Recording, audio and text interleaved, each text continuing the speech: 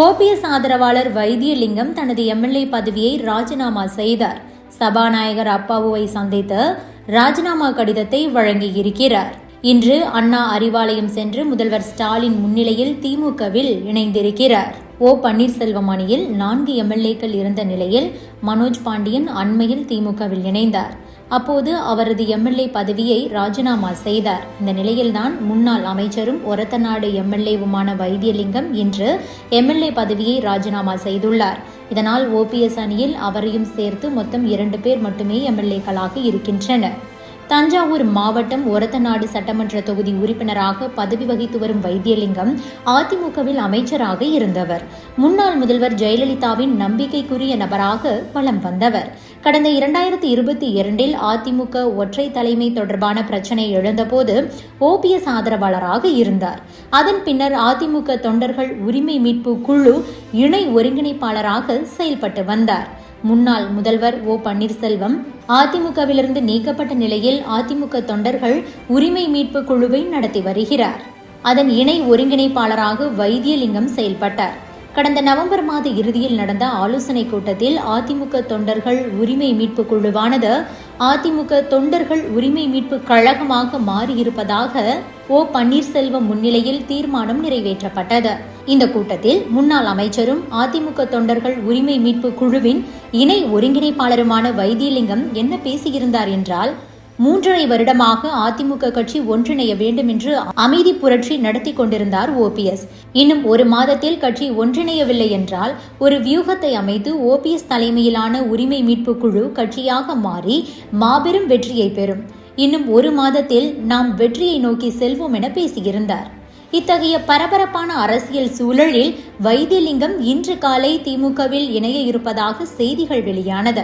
முன்னதாக அதிமுகவிலிருந்து நீக்கப்பட்ட முன்னாள் அமைச்சர் செங்கோட்டையன் தவைகவிற்கு சென்ற போதே வைத்தியலிங்கமும் தனது சட்டமன்ற உறுப்பினர் பதவியை ராஜினாமா செய்துவிட்டு திமுக தலைவரும் தமிழக முதல்வருமான மு.க. ஸ்டாலின் முன்னிலையில் இணைவார் என்ற செய்திகள் அடிபட்டது. இந்த நிலையில்தான் அவர் திமுகவில் இணைந்திருக்கிறார்.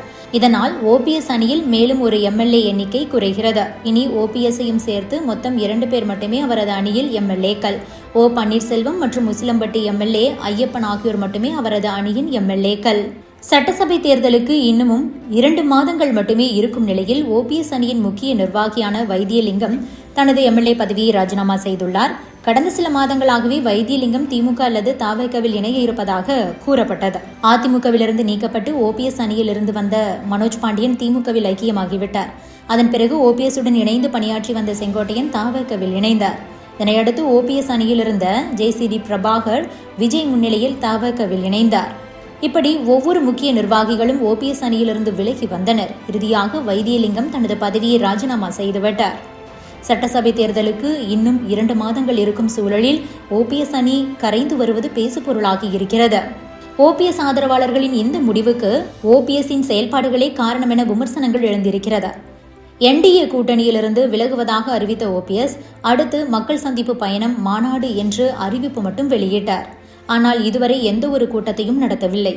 அதிமுக தொண்டர் உரிமை மீட்பு இயக்கம் என்று பெயர் மாற்றிய ஓபிஎஸ் திடீரென மத்திய அமைச்சர் அமித்ஷாவை நேரில் சந்தித்தார்.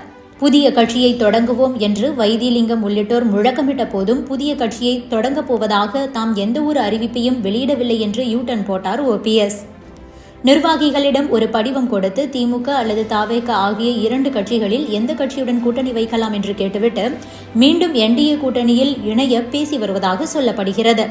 அதேபோல எடப்பாடி பழனிசாமி தலைமையை ஏற்க முடியாது என்று வெளியே வந்த ஓபிஎஸ் ஆதரவாளர்கள் மீண்டும் அவரது தலைமையிலான கூட்டணியில் இணைய விரும்பவில்லை என்று தெரிவித்திருக்கிறார்கள். இதன் காரணமாகவே பலரும் திமுக மற்றும் தவைக என்று அடுத்தடுத்து முடிவுகளை எடுத்துவிட்டனர்.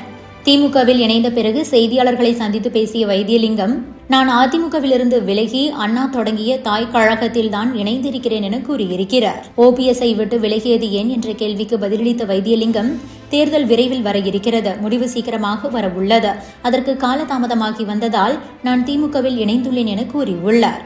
ஓபிஎஸ்க்கு தோள் கொடுத்து வந்த வைத்தியலிங்கம் திமுகவில் இணைந்திருப்பதன் பின்னணியில் ஒரு காரணம் இருப்பதாகவும் சொல்லப்படுகிறது.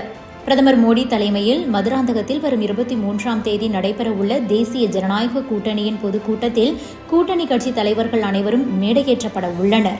இந்த பொதுக்கூட்டத்துக்கு அம்மா மக்கள் முன்னேற்றக் கழக பொதுச் செயலாளர் டிடிவி தினகரனுக்கு அழைப்பு விடுக்கப்பட்டதாக கூறப்படுகிறது. ஆனால் ஓபிஎஸ்க்கு அழைப்பு இல்லை. இதனால் இனியும் இங்கு இருந்தால் அரசியலில் எதிர்காலமே இருக்காது என்பதை உணர்ந்த வைத்தியலிங்கம் திமுகவில் இணைய முடிவு செய்துள்ளதாக கூறப்படுகிறது. வைத்தியலிங்கம் ஜெயலலிதாவின் தளபதிகளில் ஒருவராக அதிமுகவில் வலம் வந்தவர். அதிமுகவின் டெல்டா மண்டல தளபதியாக விளங்கியவர். வைத்தியலிங்கத்தை தவகவுக்கு கொண்டு வருவதற்கு பல கட்ட முயற்சிகளும் நடந்ததாக கூட சொல்லப்படுகிறது. ஆனாலும் அவர் விஜய் கட்சிக்கு போக விரும்பவில்லை.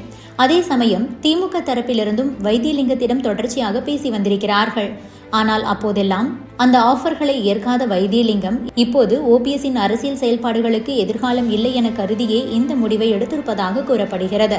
அதிமுகவிலும் இல்லாமல் ஓபிஎஸ் பக்கமும் இல்லாமல் அரசியல் எதிர்காலமும் இல்லாமல் இரண்டுக்கும் இடையில் மாட்டி திண்டாடி நிற்கும் திரிசங்கு நிலையில்தான் வைத்தியலிங்கம் திமுகவுக்கு போகக்கூடிய முடிவை எடுத்தாராம். மேலும் வரும் சட்டசபை தேர்தலில் வைத்தியலிங்கம் மகனுக்கு ஒரத்தநாடு சட்டசபை தொகுதியில் சீட் தருவதாகவும் திமுக தரப்பிலிருந்து உறுதியளிக்கப்பட்டுள்ளதாக கூறப்படுகிறது.